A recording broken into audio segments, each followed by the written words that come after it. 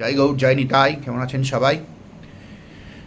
সবার আগে গুরুর কৃপা দরকার। গুরুর কৃপা যদি না হয় তাহলে ঈশ্বর প্রাপ্তি হয় না, প্রতিষ্ঠা হয় না, মান সম্মান থাকে না, সব কিছুই হয় অস্থায়ী। তার একটা খুব ভালো প্রমাণ দিই।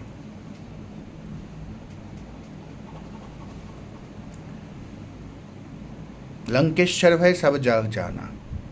বিভীষণ হনুমানজির মন্ত্র মেনেছিলেন, মানে মন্ত্র নিয়েছিলেন, তাকে গুরু হিসেবে গ্রহণ করেছিলেন এবং সেই মন্ত্রে তিনি রামকে পেয়েছিলেন।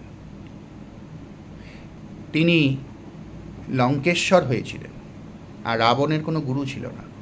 কিন্তু রাবণ কি প্রবল শক্তিশালী, যার কাছে দেব, রাক্ষস, মানুষ, যক্ষ, দেব, আরও যারা সব ত্রিভুবনের সব কিছু তার কাছে অধীনস্থ, তার অধীনস্থ ছিল, তার কাছে মাথা নুইয়েছিল।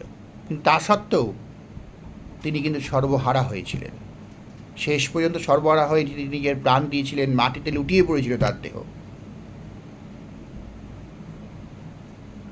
এটার কারণ তার কোনো গুরু ছিল না। গুরু যথার্থ পথ দেখায়। অতিরিক্ত শক্তি, অতিরিক্ত অর্থ, অতিরিক্ত ক্ষমতা মানুষকে অন্ধ করে দেয়।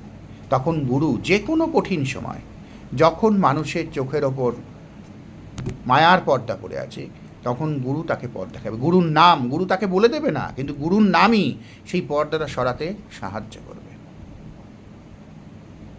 ভালো থাকবেন সবাই।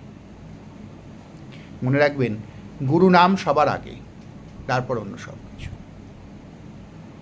জয় গৌর, জয় নিতাই। রাধা মাধবের জয়। রাধে রাধে।